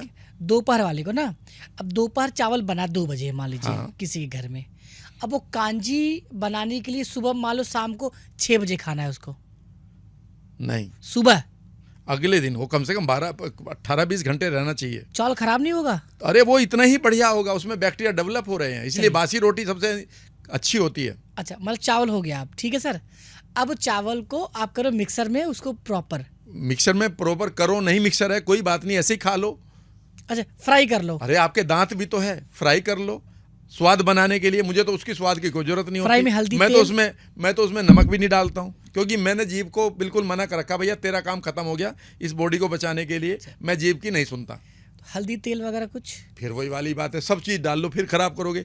भैया उसे आप इतना समुद्री बढ़िया नमक, नाश्ता है, समुद्री उसमें नमक। बैक्टीरिया है, उसमें चावल है, उसमें पानी है, 3 चीजें हैं उसमें। थोड़ा नमक डालना हो अपने स्वाद के लिए डाल लो, काली मिर्च स्वाद के लिए डालनी हो डाल लो, नहीं डालनी हो मत डालो। अच्छा, उसमें तड़का लगाना हो लगा लो, नहीं लगाना हो मत लगाओ। अच्छा, एक रेसिपी रह गई, वो कंप्लीट हो गया हमारा। दोपहर को चावल रख के उसमें पानी डाल दें बस और छोड़ दें, हाँ, और उसको सुबह खाएं, अगले सुबह खाएं। हाँ, तो 2 बजे से रात के 2 बजे तक 12 घंटे, और 2 से अगले 10 तक 8 घंटे। पानी ठंडा 18 मतलब ठंडा या गरम सर? अब आप ये मत कहना ना पानी नैनीताल का कि शुक्करताल का। नहीं सर, मतलब ये बीमारी है हम लोगों को। अरे पानी का मतलब है पानी है भाई साहब, बस क्लोरीनेटेड ना हो, उसमें क्लोरीन वाला पानी ना हो, क्योंकि क्लोरीन वाले पानी में हमारे बैक्टीरिया डेवलप नहीं होते। तो मैं वो सर पानी हमारा आरओ का हो, उबला हुआ हो, रूम टेम्परेचर हो, 2-4 डिग्री ऊपर भी है चलेगा, नीचे भी है चलेगा, क्योंकि वो तो 5 मिनट बाद ठंडा ही होना है। अच्छा, कितना पानी डालना है सर? भैया जितने में वो चावल भीग जाए, अच्छा, पूरा भिगाना है। हाँ, डूब जैसे जाए चूड़ा बस। भुगाते क्या सर, चूड़ा पूरा वगैरह? डुबा दें उसको, और क्या, ज़्यादा लोग हैं तो थोड़ा पानी बढ़ा दें, अगले दिन अपना कप में उन्हें घोल के और सबको एक एक कप पिला दें। वो तो बैक्टीरिया तो डेवलप हो रहे हैं। बासी रोटी क्या है सर गेम जो आप याद बोल रखिएगा, बासी रोटी में 2 घंटे के बाद अब जब भी इडली खाएं तो बासी इडली खाया करें। रहे? इडली? हाँ, कभी भी ताज़ा इडली ना खाएं। इडली हमारे लिए बैक्टीरिया को सबसे बढ़िया बनाती है। ये ना सुपर गट की बात कर रहे थे ना, सुबह इडली खा सकते हैं? कभी फिर वही वाली बात है, आप अपनी बॉडी से पूछिए, माइंड से पूछिए। और इडली का मतलब है कि उसे 2 घंटे बाद खाएं, तब ताकि वो ठंडी होने के बाद अपने बैक्टीरिया को दोबारा बना ले, क्योंकि जब आप उसे स्टीम देते हैं तो बहुत सारे बैक्टीरिया उसके मर जाएंगे। ओके। ये चीज़ कोई नहीं बताएगा। उससे पेट ठीक हो जाएगा सर? पेट ही ठीक नहीं होगा, आप कम से कम यू विल लुक लाइक 19। आप कितना हो जाऊंगा? 6 महीने। अच्छा, जो लाइट है। अच्छा, 6 महीने में इसको- यू विल लुक लाइक 20, 19 लगेंगे ये आप। कैसे 20 तो मैं ही हटाएं? लगूंगा, मैं आपसे कितना बड़ा हूँ। ये कैसे हटाएं सर? ये कैसे हटेगा? आप बैक्टीरिया को ठीक कर लें, इनसाइड आउट से ठीक ये करें। इंडिकेट क्या कर रहा है सर, जो छाई है आंखों के नीचे, क्या क्या इंडिकेट कर रहा है? सिंपल सी बात है, your body system is not happy with you. आपकी मैं आंखों को देख रहा हूँ, जैसे छोटे बच्चों की आंखें नहीं होती, नीट क्लीन सब कुछ वैसी है। हम नजर लगाएंगे। नहीं, नजर नहीं, मैं आपको ध्यान से देख रहा हूँ। तेरी आंखों में है जादू। अब ये मत खाना खाना। नहीं, नहीं। सर इससे तो परेशान है, मतलब वो उसी से सही हो जाएगा, कांची से। सर आप और चीज कांची भी- नाम था क्या था? कांजी। कांजी। और भाई साहब ये चाइनीज बुक में है, यानी कि चाइनीज हीलर ने लिखा है कि जो इंडियन कांजी है वह आपके लिए अमृत है। किताब का नाम भी मैं बता दूंगा, इतनी मैंने गट की किताबें हैं, मैं उसका एडिशन बता दूंगा, कहाँ से छपी ये बता दूंगा। उसे पढ़ने के लिए आपको ज़रूर दिमाग ख़राब करना पड़ेगा, क्योंकि उसे पता नहीं कितनी जगह से मुझे निकालना पड़ता है कंटेंट। अच्छा एक सर ना हमेशा अच्छा एक बात बताइए, चावल को अगले सुबह तक खाने में क्या सचमुच में कोई पैसा खर्च हो रहा है? ना, हमारी सरकार आपको चावल फ्री दे रही है, उसमें से आपको 4 चम्मच में से ही इतना चावल बन जाता है। एक कटोरी तो 6 चम्मच में ही 10 टाइम्स हो जाएगा चावल, तो उसको आपको भिगोना है, अगले दिन रामबाण पूरे है परिवार को खिलाओ ना। रामबाड़ है वो। मैं कह रहा हूँ इससे कोई बढ़िया चीज़ नहीं है। ठीक है, रात को क्या खाएं? वही वाली बात है कि जो शरीर मांगे, नहीं सर, चावल रोटी दाल जो भी सब्जी। आपको खाना है उसमें से 4-5 चीज़ों को हटा देना, तभी खाना। बताइए। फिर गाली पड़ेगी।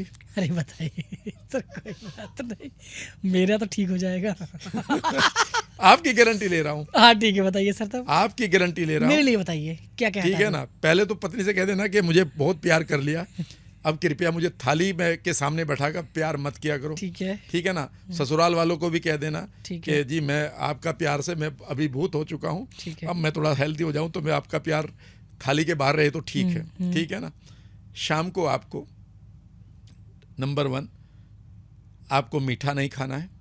नहीं खाता सर मैं। जिस टाइम खाना खाना है उसके बाद अगले 12 घंटे तक या 14 घंटे तक आपको कुछ नहीं खाना है। पानी पी सकते हैं बीच में, क्योंकि आपका वो वेव है बहुत ज़रूरी है। आपके पेट में सीबो और सीफो बना पड़ा है, पूरी कॉलोनी बसी पड़ी है आपके बैड बैक्टीरिया जल्दी की। जल्दी आप बोल- उनको लेके घूम रहे हैं। हाँ, ठीक है ना। पैसा तो रख दिया आपने बैंक में नहीं है, और ठीक बोझ रख लिया अपने हाथों में। हाँ, ठीक है। ठीक है ना। क्रेडिट कार्ड का तो वेट कम कर दिया और बैक्टीरिया का बढ़ा लिया अपनी बॉडी में। ठीक है। उसके बाद कह रहे कि मेरा वेट नहीं घट रहा, पहले बैक्टीरिया को घटा लो। ठीक है। शाम को आपको शुगर नहीं खानी है, शुगर तो दिन में कभी खानी नहीं है। ठीक है अगले 3 महीने के लिए मेरे कहने से आप हनी भी नहीं खाएंगे, सर। चाहे वो घर का भी है। मैं समझ गया, नहीं खाऊंगा। ठीक है। शक्कर गुड़ खांड बूरा ये मुझसे मत कहिएगा कि ये डेट वाली शक्कर, डेट की ये शुगर है और ये कोकोनट शुगर है। कोई शुगर नहीं खानी नहीं आपको। खाऊंगा। कुछ नहीं बिगड़ने जा रहा। 5 दिन के बाद आपकी बॉडी अपनी शुगर बना लेगी नहीं और जितनी उसे जरूरत है वो उतनी बनाएगी, बाकी को रिजेक्ट कर देगी। ठीक है, उसके अभी बाद? आप उसके अंदर ठोकते जा रहे हो। ठीक है। शुगर? ठीक है ना। शुगर छोड़ दें पूरी तरह से। मिल्क एंड मिल्क प्रोडक्ट नहीं खाएंगे आप। ठीक है। ठीक है जी। एक चीज़ है जो मैं आपके कान में बताना चाहता हूँ धीरे से, बाकी लोग ना सुने तो अच्छा है। उसका नाम है गेहूँ। रे। पता है आपके आपकी हड्डियों में से सबसे ज़्यादा कैल्शियम को बाहर कौन निकालता है, और जबकि गेहूं में कैल्शियम होता है? Page number 192, 93, 94। 1 ग्राम मीट जितना आपकी बॉडी में सल्फ्यूरिक एसिड पैदा करता है, उससे ज़्यादा 1 ग्राम व्हीट आपके ब्लड में एसिडिक मीडियम क्रिएट करता है। ये मैं नहीं कह रहा हूँ, doctor Davis William, page number 192, और किताब का नाम है व्हीट बैली। ओके। पिछले 9 महीनों से 10 महीनों से मुझे ये नहीं मालूम है कि भाई साहब वायरल क्या होता है, सीजनल वायरल क्या होता है, बैक्टीरियल वायरल क्या होता है। ठीक है ना, खूब ठंड पड़ रही है, मैं ठंडे पानी में नहाता हूँ, मेरी छींकें गायब हो चुकी हैं, मैंने साबुन नहीं लगाई, मेरे पानी का खर्चा बच गया। ठीक है ना, मेरे साबुन का खर्चा बच गया। नहाते हैं मतलब? डेली नहाता हूँ। अच्छा ठीक है, अरे ठीक है, ठीक है। नहाने का कॉन्सेप्ट क्या है बताओ? शैम्पू मुश्किल से 1 महीने 1.25 महीने में थोड़ा सा एक लिया, जिसको ग्रीन वाला, जिस पर ऑर्गेनिक लिखा हो, और ऊपर बालों में लगा पानी डाल लिया, ताकि मेरी स्कैल्प पे वो ज़्यादा असर ना डाले। ये मुझे लगता है कि ये मैंने कब इस पर शैम्पू लगाया था, तो मुझे लगता है कि करीब मेरी इवेंट थी उससे पहले मतलब करीब 1 महीने पहले मैंने इसमें शैम्पू किया था। जेल या ऑयल लगाते हैं आप? नहीं, कोई ऑयल नहीं लगाता। अच्छा। नहाते हुए मैं ऑयल लगाता हूँ। नहाते वक्त मैंने 2 मग्गे पानी डाला, पहले रगड़ा अपने आप को। हाँ, नहाने से पहले मैं एक काम करता हूँ, वो बहुत ही इंपॉर्टेंट है, कि वो जो सी सॉल्ट है मैं एक मग में लेता हूँ, उसमें आधा चम्मच सी सॉल्ट डाला, घुमाया, ठीक है ना, उसमें एक टॉवल भिगोया, हैंड टॉवल, और उसे पहले सी सॉल्ट को पूरी बॉडी पर, उस पानी को रगड़ा, स्काल्प पे खूब लगाया, और फिर 5 मिनट में वेट करता हूँ। क्यों? ताकि वो पानी, उसमें जो सी सॉल्ट है, जो मिनरल है, वो मेरी बॉडी के अंदर थोड़े से जाने शुरू हों। जाते हैं। और वहाँ पर जो मेरे बैक्टीरिया हैं, आपको पता है आपकी 95% इम्यूनिटी कहाँ होती है? आपके ब्लड में नहीं होती, बॉडी में नहीं होती, स्किन के ऊपर होती है। आपका रीसेट फैक्टर, किताब का नाम बता दूं पहले, रीसेट फैक्टर, डॉक्टर का नाम Mindy pulse, doctor Mindy pulse, किताब का नाम रीसेट फैक्टर, डॉक्टर का नाम मिंडी पल्स।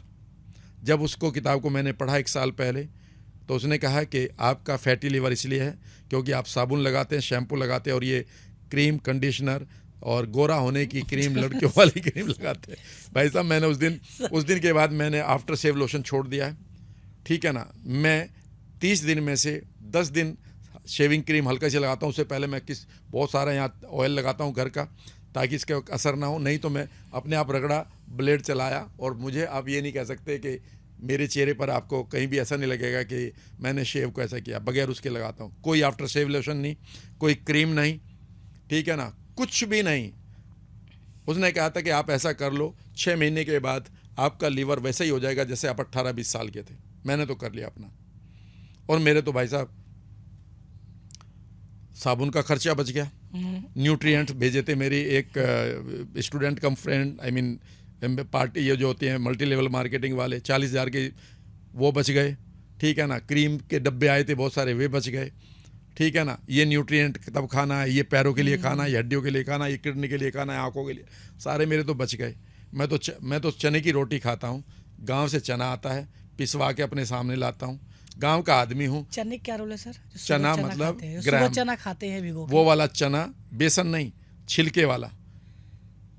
सुबह जो कुछ लोग भिगो खाते हैं, वो नहीं, मैं रोटी चने की खाता हूँ। गेहूं छोड़ दिया आपने? मैंने 10 महीने हो गए। तो क्या खाएं फिर रोटी के?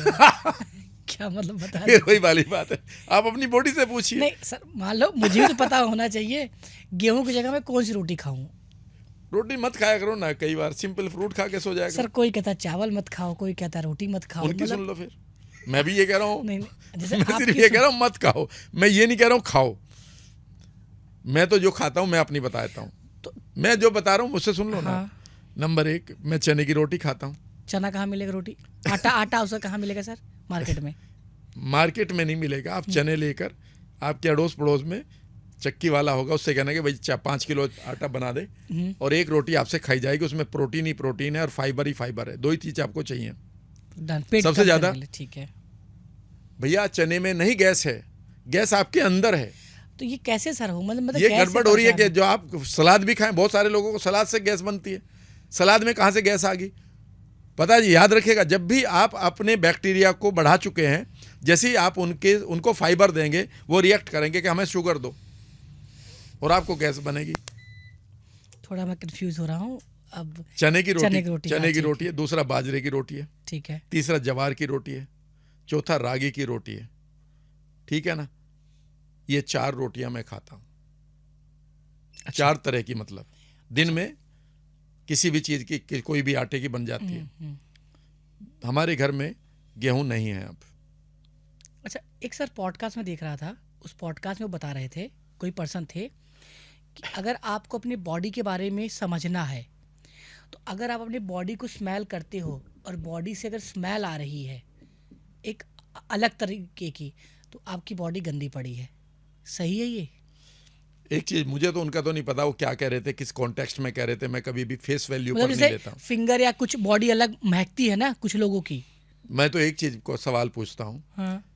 कि भाई तुमने जो साबुन लगाई थी किस लिए लगाई थी? कि सर बॉडी की स्मेल खत्म हो जाए। फिर 2 घंटे बाद आपकी बगल में से क्यों बदबू आ रही है? बताइए सर। वो इसीलिए आ रही है कि आपकी साबुन ने गुड बैक्टीरिया मार दिए हैं, बैड बैक्टीरिया अभी नहीं मरे। 98% गुड बैक्टीरिया को आपकी साबुन मारती है। और गुड बैक्टीरिया ये काम करते हैं कि जब भी आपके पास कोई भी बैड बैक्टीरिया आता है स्किन के ऊपर, आपकी साबुन नहीं मारती, आपके गुड बैक्टीरिया उसे मारते हैं। तो याद रखें, गुड बैक्टीरिया की पॉपुलेशन बढ़ाइए, और वो तभी बढ़ेगी, पहली तो बात, आप अपने अंदर गुड बैक्टीरिया को पैदा करिए, और जो बाहर के बैक्टीरिया, गुड बैक्टीरिया आपकी स्किन के ऊपर आ रहे हैं, ठीक है, उनको मत मारिए। ओके। मतलब जो साबुन लगा रहे हैं, जो क्रीम लगा रहे हैं, ठीक है, और अगर आप अपने लीवर को ख़राब करना चाहते हैं तो खूब क्रीम लगाइए। आप इस गोरे हो ना हो इसकी कोई गारंटी नहीं, लेकिन आपका लीवर ज़रूर फैटी हो जाएगा, क्योंकि वो सारी चीज़ें डायरेक्टली आपके स्किन से ब्लड में जाती हैं। ये डॉक्टर मैंडी पल्स किताब का नाम रिसेट फैक्टर, मैंने ये 5-7 बार पढ़ लिया। कैसे मिड ब्रेन सर एक्टिवेट था क्या आपका पहले बचपन पता नहीं मतलब मैं जो भी चीज़ मुझे अच्छी लगती है मुझे 100-200 बार पढ़ लेता हूँ। अब याद हो जाती है आपको? अरे 100-200 बार तो आप किसी का नाम याद कर लो, वो याद हो जाएगा। सलमान खान का नाम याद नहीं है, तुमने 100 बार भी नहीं याद करा होगा, हो गया ना। तो ये भी तो हो सकती है।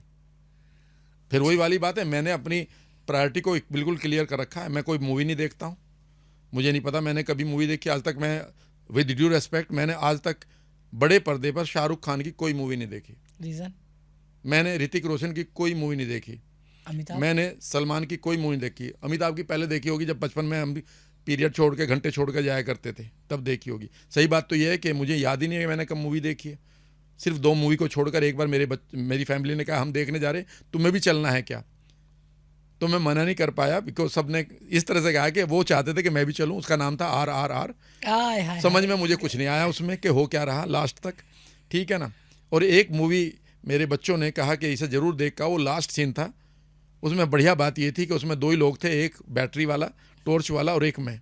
उसका नाम था कंतारा या किंतारा क्या था, गजब मूवी है। ठीक है ना। वो मैंने देखी थी। उसकी खास बात बढ़िया ये थी कि मूवी मुझे अच्छी लगी नेचुरली, और एंड के बाद तो हाफ टाइम के बाद तो सबसे बढ़िया बात थी कि पड़ोस में ऐसा कोई नहीं था जिसकी बदबू मुझे सूंघनी पड़े। आपके बगल में तो हाउसफुल रहता है, तो मैं तो उतनी देर में एक किताब को 3 बार पढ़ लेता हूँ। अगर मुझे इस किताब में से कोई भी चीज़ बढ़िया लग रही ना, अब इस किताब को कभी देखोगे ना तो ये पढ़ने का मेरा तरीका है। कितनी पेन चलाता हूँ, दूसरी किताब खरीद लेता हूँ। फिर ये मेरी, कई बार लोग कहेंगे ये किताब पढ़ने का तरीका है, ये तरीका मेरा है। मैं एक किताब को 5-5 बार खरीद लेता हूँ। ये किताब मैं दोबारा खरीद लूँगा, ये दूसरी बार उसे अंडरलाइन करूँगा, फिर तीसरी बार फिर नई किताब खरीद लूँगा। और जो भी चीज़ मुझे अच्छी लगती है मुझे 5, 7, 10, 15 बार पढ़ता हूँ, और पढ़कर उसे तब तक पढ़ता रहता हूँ जब तक कि मुझे उस तरह से नहीं याद हो जाती मेरे सपनों की रानी का बाय गीतू, जो तुम्हारा गाना याद तुम्हें हो जाता है। एक रिपोर्ट आपको मैंने भेजा था सर, अंकल जी की किडनी के ऊपर, जिसमें उनका क्रिएटिनिन 5 पॉइंट कुछ था, और उनको लीवर की प्रॉब्लम है। लोग कहते हैं किडनी कभी रिकवर नहीं हो पाती। सही है? खान पान से कुछ हो भी सकता है? देखिए, फिर वही वाली बात है, आप मुझे एक बहुत कंट्रोवर्शियल सवाल का जवाब मांग रहे हो, मैं जवाब दे देता हूँ। मैंने उन लोगों की किताबें पढ़ी हैं और मैं उन्हीं रेफरेंसेस को जीता हूँ। 4th स्टेज का कैंसर ठीक नहीं होता, सुन रखा ना। 1957 में मिस्टर राइट को पानी का इंजेक्शन लगाया था ये कहकर कि तुम्हें क्रेबियोजोन दिया जा रहा है और ये असली है, और वो ठीक हो गया। और जब उसे पता चला एक डेढ़ साल के बाद कि उसे तो पानी का इंजेक्शन लगाया था, उसका वापस आ गया और मर गया। ये रिपोर्ट अमेरिकन मेडिकल का जो जर्नल आता है उसमें है, और इसको कभी भी आप गूगल कर लेना, mister right cancer patient, WRIT, WRIGST, mister right cancer patient, देख लेना ना, ठीक है ना। दूसरा आदमी उसी जगह पर 70 साल का सैम, जिसको सिर्फ नमूनिया था और एंटीबायोटिक से वो ठीक होने जा रहा था। डॉक्टर्स ने उसे कहा कि ये कैंसर है और गलत रिपोर्ट उसके सामने दे दी और वो मर गया। आगे सुनिएगा। और जब उसकी ऑटोप्सी हुई तो पाया गया कि उसको कोई कैंसर नहीं था। इन दोनों स्टोरी को मैं कहाँ से लेकर आया हूँ, मैं फेंक नहीं रहा हूँ। एक आदमी ने लिखा ना, ये दूसरा फेंकू है इस देश का। मैंने कहा बहुत बढ़िया है, कम से कम आप मुझे ये तो मानते हैं। मैं नहीं, न तो डॉक्टर हूँ न मैं दवाई बताता हूँ, मैं ये बता रहा हूँ कि किताबों में क्या लिखा। किताबों का रिव्यू तो चाहते हो ना आप, और ये किताब लिखी है यू आर द प्लेसिबो, जो किताब है जो डिस्पेंजा की। आगे सुनिएगा, डॉक्टर हैमर का नाम डालिएगा, HAMER, और आगे डालिएगा German new medicine, GNM। Doctor hammer को खुद को कैंसर हो गया था जब उसके बेटे को गोली मार दी गई थी इटली में। और जब उसने देखा कि जब वो अपने बेटे के शोक में रहता था, ग्रीफ में रहता था, उसका कैंसर बढ़ जाता था, और जैसे ही वो अपने काम में लगता तो कैंसर ठीक होने लगता था, तो उसे लगा कि माइंड से इसका कोई रोल है। और उसने 10,000 से अधिक लोगों को इंटरव्यू लिया। ये मैं नहीं कह रहा हूँ, गूगल पर पड़ा हुआ है, ठीक है ना। उसने अपना कैंसर ठीक किया और 6700 लोग उसके पास आए टोटल, जिनको उसने कोई गोली नहीं दी, और उनमें से 6100 लोग ठीक हुए हैं, और 6700 लोग 4th स्टेज के कैंसर पेशेंट थे। डॉक्टर लियोनार्ड कोल्डवेल अभी भी जिंदा है, उनकी किताब है the only answer to cancer. 36,000 से ज़्यादा पेशेंट, ऐसा वो कहते हैं, और रिपोर्ट कहती है कि उन्होंने अब तक ठीक कर लिए बगैर दवाई के। He doesn't give any medicine. आगे सुनते रहिएगा। और मैं एक चीज़ को जानता हूँ, अगर बॉडी ने ये डिसीजन लिया है कि वो आपका हाथ अगर यहाँ तक गया है तो आपका हाथ यहाँ भी आ सकता है। आपकी बॉडी ने डिसीजन लिया है कि उसने ये काम कर दिया है, तो आप अपनी बॉडी के सुनिएगा। माइंड और बॉडी ने ये डिसीजन क्यों लिया है, मैं आज आपको एक चीज़ बता रहा हूँ। मेरे पास अभी व्हाट्सअप है, यहीं पर मेरा मोबाइल भी यहीं है। अभी मैं एक आदमी को काउंसलिंग करके आया हूँ, अभी का मतलब है जुलाई में, करीब 6 महीने हो गए। मैं दुबई गया था, और एक आदमी जो 35 साल की उम्र तक, जिसका 6x6 का विजन था, 36 साल की उम्र में अंधा हो गया, जबकि उसका कोई एक्सीडेंट नहीं हुआ। ये विजन भी बाई का होता है, 6x और ये इसका मतलब कंप्लीट विजन हाँ, था। 6x6 का मतलब है बिल्कुल बगैर चश्मे के, ठीक है। और 36 साल की उम्र में वो अंधा है। और वो सऊदी अरेबिया से वो मेरे पास काउंसलिंग के लिए आया। उसने मेरा सारा कुछ खर्चा वर्चा फीस दी। वो अपनी सिस्टर को लेकर आया, जिस पर जो एक भी कदम नहीं चल पाता था, वो अंधा हो चुका था। और मैंने सिर्फ उसको यही बिलीफ दिया कि तुम ठीक हो सकते हो, और उसके बाद मैंने उसकी कुछ एक पेनफुल मेमोरी को हटाया, और मैंने उसको कुछ कहा कि इस जैसे ही मैं आपको टच करूँगा, your mind will resolve all the issues and it will come into the, आप देखेंगे, ये नहीं कहा मैंने, आप अपने सारे इश्यूज को रिजोल्व करेंगे। जो भी आपके पास गुस्सा है कहीं, या कोई ऐसी इवेंट देखी है जो तुम्हें नहीं देखनी चाहिए थी, जहाँ से आपका दिल टूटा है। उसने कहा 2 बार ऐसा हुआ, आपको मैं सुनवा दूंगा। उसने कहा कि जुलाई से, और ये बात है अभी नवंबर दिसंबर चल रहा है, ये करीब अगस्त की बात है, ये सितंबर की, यानी कि 2 महीने के बाद उसने मुझे कहा कि मैं 6 बार ऐसा हुआ है कि मैं सब कुछ देख रहा था, लेकिन वो जोन चला गया। मैंने उससे कहा कि अगर आपकी बॉडी 10 सेकंड के लिए या 1 मिनट के लिए आपकी माइंड और बॉडी एक बार फिर दोबारा देख सकती है, तो 1 मिनट को 1 घंटा भी कर सकती है, बिकॉज उसके पास सारी रिसोर्सेज है, और 1 घंटे को 1 दिन भी कर सकती है। आप यकीन तो करें एक बार, और यकीन करने का मतलब यकीन नहीं है, आप अपने न्यूरोप्लास्टिसिटी को समझें, NLP को समझें। उन्होंने ये कैसे तय कर लिया, किसी ने ये कैसे तय कर लिया कि मेरी बॉडी अब हील होगी नहीं होगी, क्योंकि वो उनके पास कोई रेफरेंस है, डॉक्टर के पास रेफरेंस है कि ये अब ठीक नहीं होगा।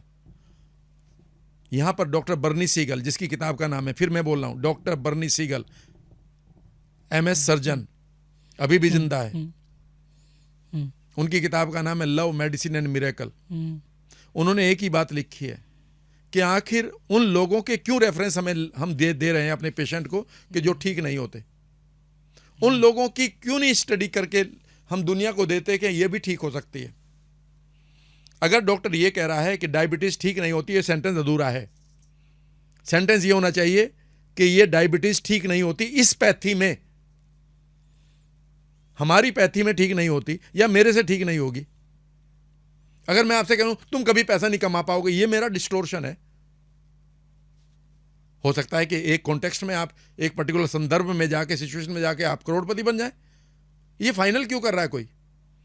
आप ये पूरा सेंटेंस बोलिए कि मेरी पैथी में इसका कोई जवाब नहीं है, तो आपने अपनी रेस्पॉन्सिबिलिटी मान ली या अपनी वीकनेस मान ली। हाँ, वो वीकनेस अपनी नहीं मानते लोग, वो आपको कह देते हैं तुम्हें ये बीमारी होगी, ये ठीक नहीं होती।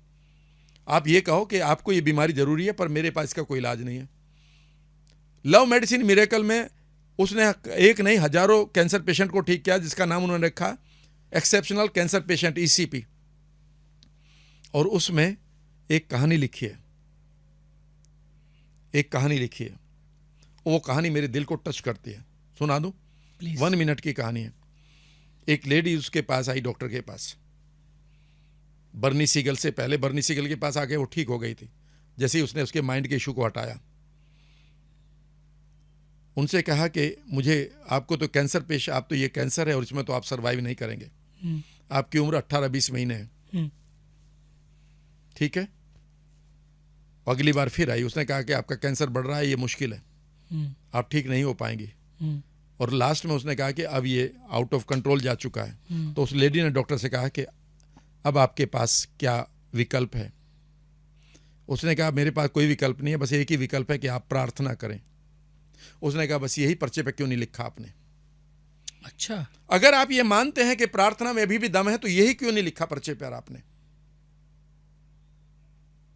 आप मानते हैं कहीं ना कहीं कि दुआओं में कोई ना कोई, प्रार्थना में कोई ना कोई, इस बिलीफ बिल्डिंग में कोई ना कोई आंसर तो है, पर आपने जो बेस्ट प्रिस्क्रिप्शन था वो तो लिखा ही नहीं मुझे।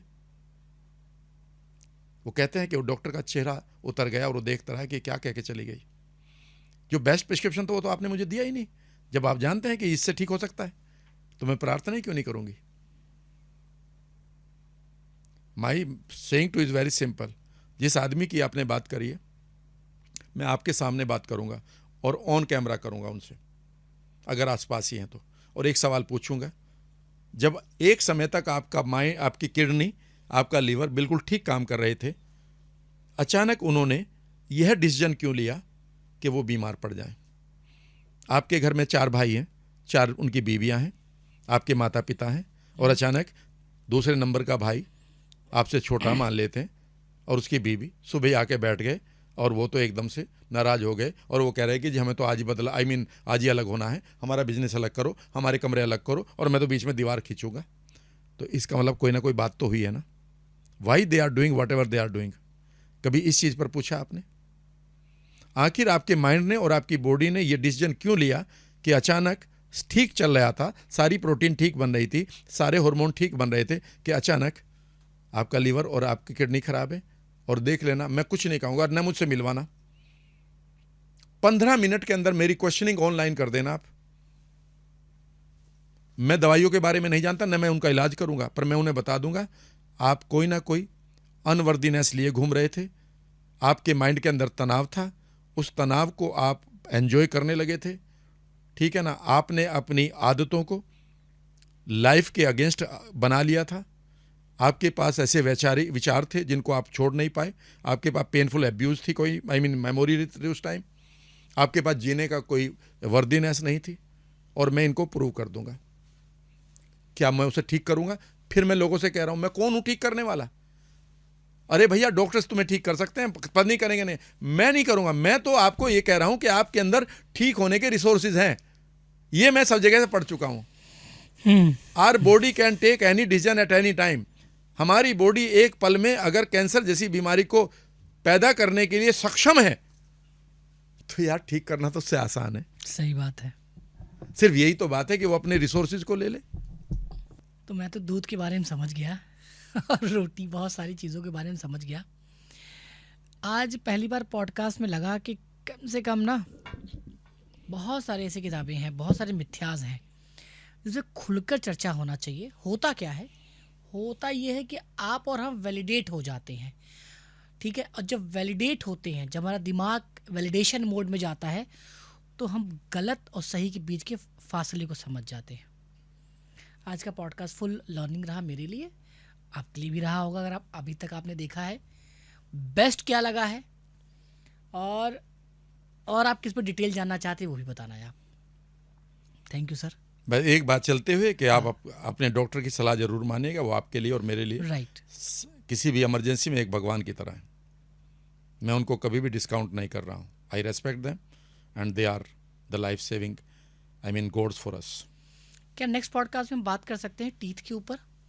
एक मैंने किसी पॉडकास्ट में देखा है टीथ आपकी क्लीन रहती है या नहीं रहती है, उसके पीछे भी साइंस है। बहुत कुछ है अभी तो बताने के लिए, इससे भी इम्पोर्टेंट। ठीक है, कमेंट को मॉनिटर करते हैं। थैंक यू, नमस्कार।